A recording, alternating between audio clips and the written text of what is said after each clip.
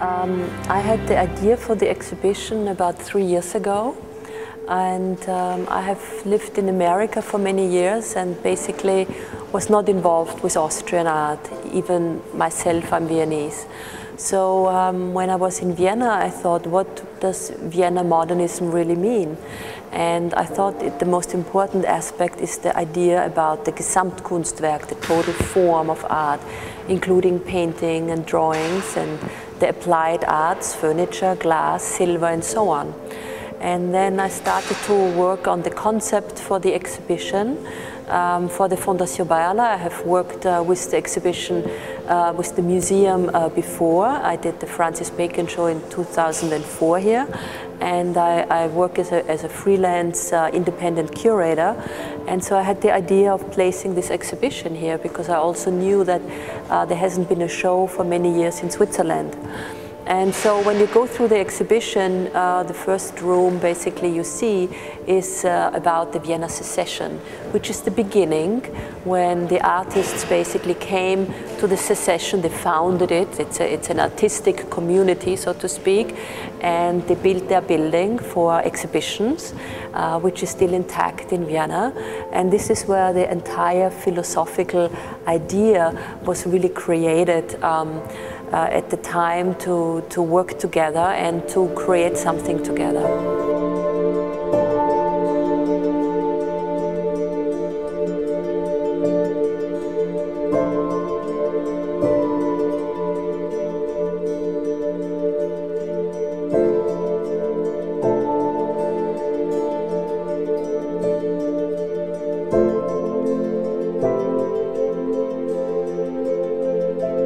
Austria was still a monarchy and was still the Austrian-Hungarian Empire, and there was still an emperor, so it was still in a very traditional aristocratic monarchy. And the artists, none of them were aristocrats.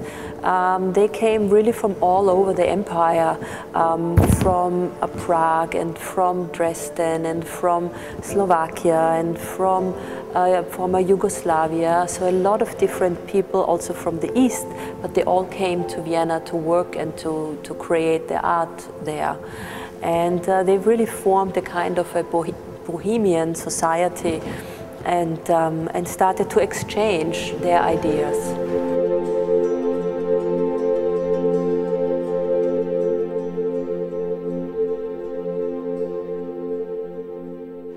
There's a total of 320 works, which is really very, very large. And I researched every single piece for the exhibition and put them in groups together. So there's some pieces are about fashion and some works are about silver. And then of course there are 3 rooms for Klimt and for Schiele. Yeah, it's a large exhibition, and every piece was really researched also to find the pieces which were not always shown. We have works which are also from private collections in the United States, and as I have lived in the States, I had contact to some of the collectors and I could ask them about lending the work. And the biggest lender is the Leopold Museum in Vienna, followed by the Kunsthaus Zug in Switzerland, the collection of Mr. and Mrs. Kamm, and then also the Albertina in Vienna, and they lend over 40 drawings and watercolors by Egon Schiele.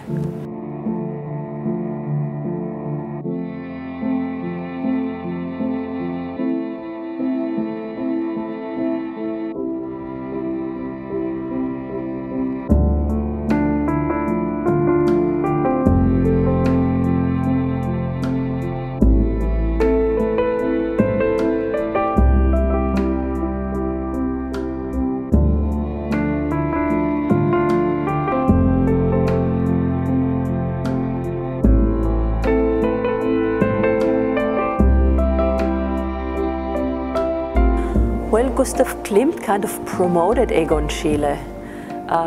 Klimt invited him to an exhibition. It was the 9th exhibition called Kunstschau in 1909. And he could show 5 paintings, and this was the first kind of public appearance of Egon Schiele.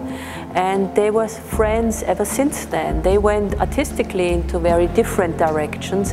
Klimt became the painter of the society with his portraits, you know, of women and famous women, and then his kind of landscapes where he spent the weekend on the Attersee, which is a lake. And Schiele was more separate and was very introvert and was working as a big individualist and was really more involved with death and sadness and much more on a serious psychological level.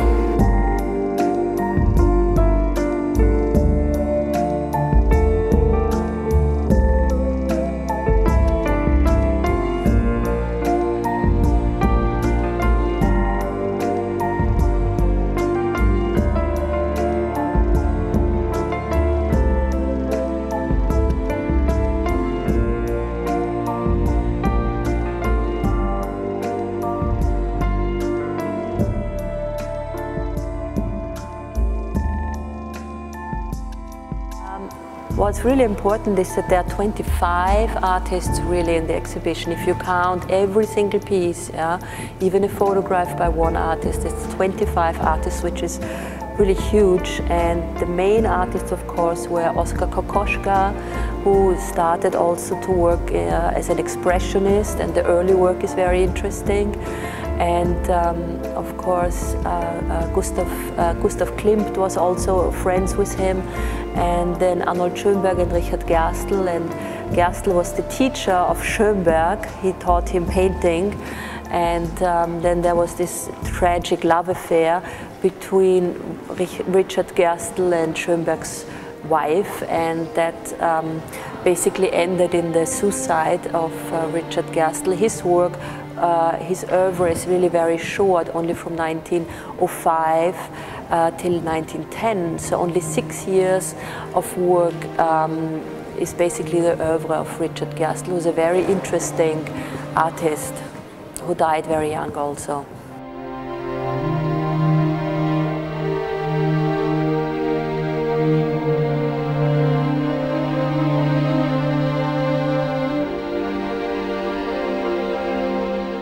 The Wiener Werkstatte also came out of the idea of the Gesamtkunstwerk, the total form of art. And it was a company founded by Fritz Werndorfer, a big financier and sponsor at the time, and Joseph Hoffmann, the architect and designer.